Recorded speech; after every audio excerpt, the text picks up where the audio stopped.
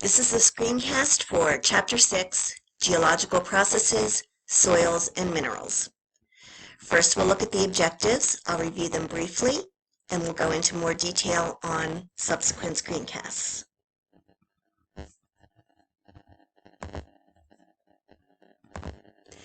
The first objective, describe the formation of the Earth and the distribution of critical elements on Earth. So in short, the Earth was formed over 4.5 billion years ago. Cosmic dust cloud consolidated into a sphere, and as it consolidated, critical elements on the Earth were distributed based on mass, and the uneven distribution of critical elements has consequences socially, politically, and economically, as well as environmentally. The second objective, define the theory of plate tectonics and discuss its importance in environmental science. The theory of plate tectonics says that the solid portion on the surface of the Earth is broken into plates which are in constant motion. 3. Describe the rock cycle and its importance in environmental science. The rock cycle isn't really a cycle. It goes in any old direction, but basically one type of rock can turn into any other type of rock based on conditions such as temperature, pressure, and so forth. 4. Describe soil formation and soil attributes. Soil is formed over long periods of time from a parent rock, and it eventually is a combination of geological material, minerals and rocks, and organic material.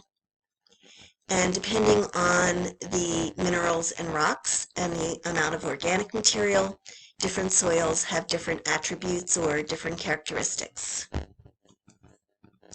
And 5th, understand how minerals are extracted from the earth, which is mining, and the impacts of mining on human health and the environment. So we'll look at the 5 ways in which minerals are mined, and then we will look very carefully at the impact of these processes on human health and the environment.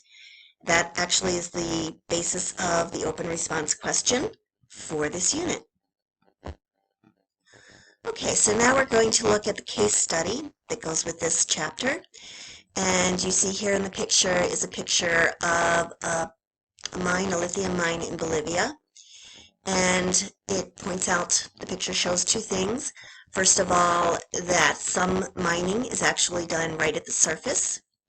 And 2, that other minerals and other materials are brought up in addition to the mineral that you are trying to mine. The words of this case study talk about the pros and cons of hybrid electric or all-electric vehicles. So obviously they have far less fossil fuel use, and that's a really good thing. But the thing that some people do not know about these electric vehicles are that they're made of, or they require for their magnets, for their batteries, to have certain rare earth metals, also known as scarce earth metals. And these are not evenly distributed across the world. In fact, some of the metals that are needed for hybrid vehicles or electric vehicles are mainly found in China. We don't have as many here in the United States.